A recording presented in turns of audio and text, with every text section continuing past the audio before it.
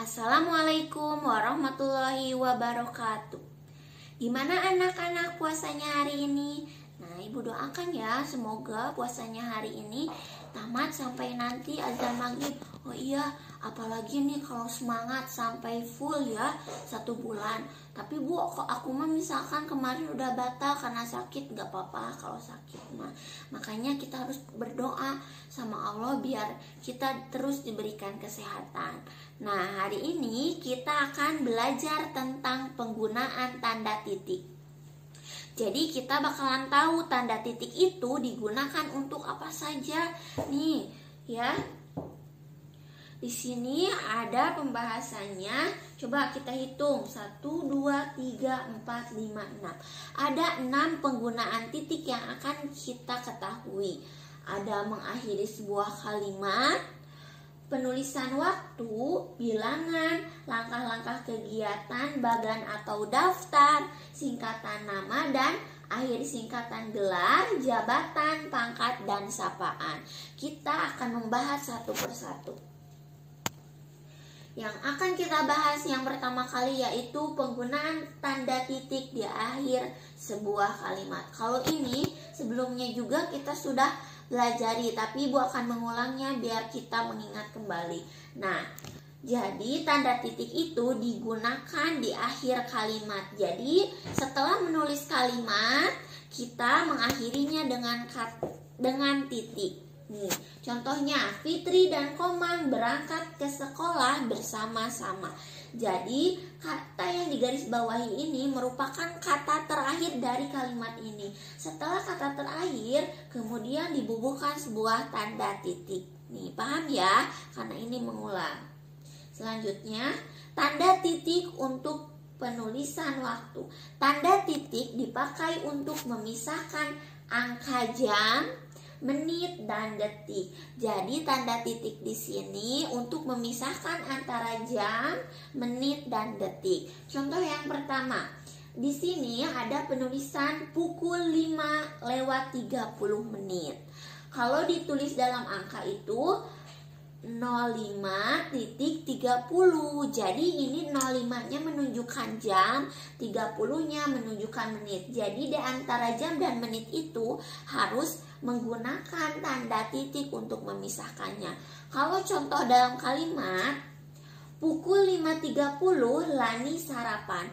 Nah, kenapa ya di sini tanda titiknya ada 2? Yang pertama, tanda titik ini untuk penulisan waktu yang tadi sudah dibilang, pemisah antara jam dan menit. Untuk yang kedua, ini untuk apa ya? Ini penulisan titik untuk mengakhiri sebuah kalimat, ya.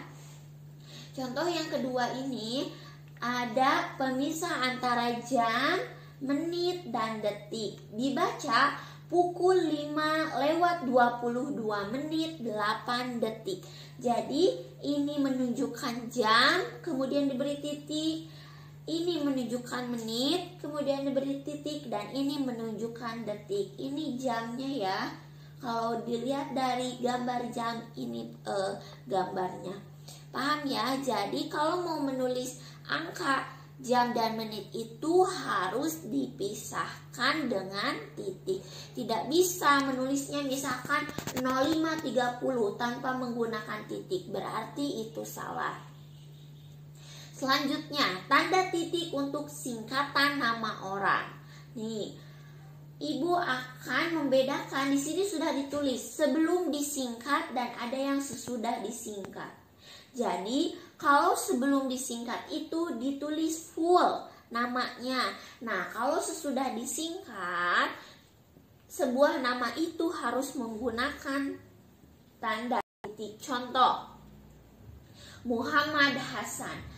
Karena misalkan kalau Muhammadnya mau disingkat jadi huruf M, setelah penulisan huruf M itu harus menggunakan tanda titik, kemudian barulah menulis kata nama Hasan. Contoh yang kedua, Ahmad Yani. Kalau Ahmadnya mau disingkat jadi huruf A saja, kemudian diberi titik dan kata yang kedua Yani, ya. Selanjutnya, Abdul Haris Nasution. Di sini ada menyingkatnya, disingkatnya itu ada dua kata. Ada kata Abdul jadi huruf A, terus diberikan titik. Kata yang kedua Haris, diberi setelah huruf H diberi titik lagi, dan yang terakhir Nasution. Jadi karena di sini disingkatnya dua kata, jadi pemberian tanda titiknya juga harus dua. Tidak bisa kalau misalkan menulisnya A, H, kemudian titik, itu tidak bisa. Jadi setelah satu huruf itu harus ada titiknya. Contoh yang terakhir, Ahmad Rafi Hasan. Nah, ini agak berbeda ya contohnya. Jadi menyingkat atau menyingkat namanya itu di akhir. Kalau yang contoh 3 ini di awal, kalau yang ini Ahmad Rafi Hasan. Yang disingkat itu kata terakhir. Jadi penulisannya Ahmad biasa, Rafi seperti biasa, Hasannya disingkat memakai huruf H kemudian titik. Paham ya? Ini ibu telah memberikan contoh yang berbeda-beda. Ada yang contohnya di awal, ada yang di akhir, dan menggunakan dua singkatan. Selanjutnya, tanda titik untuk bilangan. Bilangan itu tidak hanya menunjukkan uang saja, tapi di sini ada jumlah orang, ada juga uang, sudah jelas, dan misalkan hitungan. Contoh yang pertama, jumlah wisatawan Bali ada 20.000 orang. Nah, di sini kalau misalkan dieja seperti dibaca itu, dieja seperti biasa, jumlah wisatawan Bali ada 20.000 orang. Ini kalau penulisan biasa ya, ditulisnya dieja, ditulis. Tapi kalau misalkan diubah memakai angka 20.000. Nih, sudah tahu ya 20.000 itu. Nih, dari angka ribuan di belakang titik itu harus menggunakan titik 20 titik ribu orang. Di sini juga ada titik karena mengakhiri sebuah kalimat. Selanjutnya, peternak ayam menghasilkan 1000 butir telur setiap minggunya. Nah, 1000 butir telur berarti 1000 itu kalau dalam angka 1000. Nah, ditulis di sini peternak ayam menghasilkan 1000 butir telur setiap minggunya. 1000-nya itu ingat, bilangan ribuan itu ada 3 nolnya. Jadi setelah ada 3 angka, kemudian harus menggunakan tanda titik. Jadi angka itu biasanya kalau setelah penulisan 3 angka harus dipisah dengan tanda titik. Misalkan 1 juta berarti titiknya ada 2 karena nolnya ada 6. Jadi 1 titik 000 kemudian titik dan 000 itu 1 juta. Jadi setelah ada 3 digit angka itu harus dipisahkan dengan titik. Contoh terakhir, ibu memberiku uang 10.000 rupiah. Nah, ini 10.000 rupiah ditulis memakai angka. Ibu memberiku uang 10.000. Nah, 10.000 itu tadi sudah dijelaskan, setelah 3 digit itu harus memberikan titik. Tapi karena ini uang, jadi ada 2 angka di belakang koma. Seperti biasa ini mengakhiri sebuah kalimat dengan titik. Paham ya? Selanjutnya, akhir singkatan. Nih ada akhir singkatan gelar. Yang gelar itu contohnya doktor, disingkat DR kemudian titik. Contoh kalimatnya, Dr. Prambudi menyampaikan makalahnya mengenai penghematan energi. Jadi karena ini harusnya dokter itu dieja panjang tapi disingkat DR, jadi harus menggunakan tanda titik. Contoh yang kedua, jabatan. Nih, jabatan contohnya Raden Ayu. R-nya itu dari Raden, kemudian titik, AY-nya itu Ayu dan diakhiri dengan titik lagi.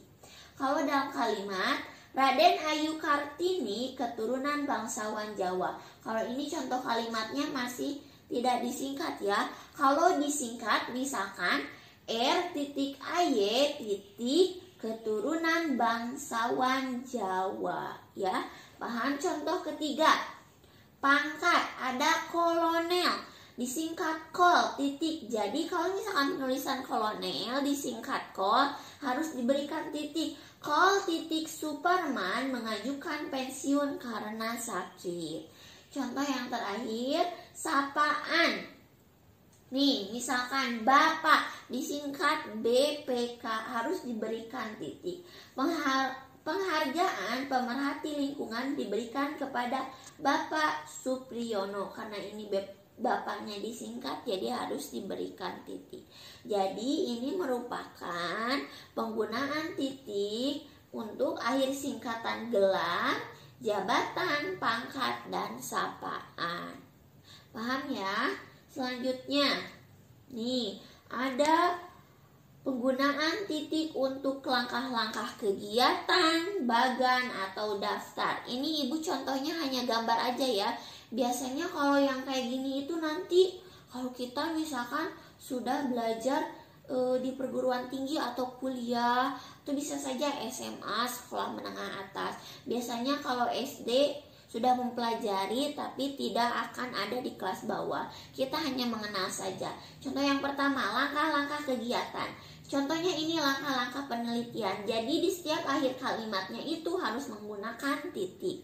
Contoh yang kedua, bagan. Nah, ini merupakan contoh gambar bagan. Jadi dalam setiap kalimat yang ada dalam bagan ini diakhiri dengan tanda titik ya. Ini kurang jelas. Di sini diakhiri dengan tanda titik. Terakhir, daftar atau contohnya ini daftar isi. Nih, biasanya kalau misalkan tidak jauh berbeda dengan langkah-langkah. Misalkan contohnya daftar barang yang harus dibawa anak kelas 2 akan pergi field trip. Ada misalkan 1 sampai nomor 10 harus membawa apa saja. Nah, tiap kalimatnya itu harus menggunakan tanda titik. Jadi di sini kurang jelas, diakhiri dengan tanda titik. Paham ya? Nah, alhamdulillah kita hari ini telah mempelajari tentang penggunaan tanda titik. Semoga anak-anak bisa mengerti ya. Harus semangat belajar. Sebentar lagi kita mau naik ke kelas 3. Jangan jadi alasan karena kita puasa belajarnya jadi tidak bersemangat. Tugasnya mengerjakan halaman 151 dan 173. Diingat halamannya. Kalau sudah dikerjakan, boleh hasilnya dikirimkan ke wali kelas masing-masing. Alhamdulillah, hari ini kita telah belajar tentang penggunaan tanda titik. Semoga anak-anak bisa memahaminya. Wassalamualaikum warahmatullahi wabarakatuh.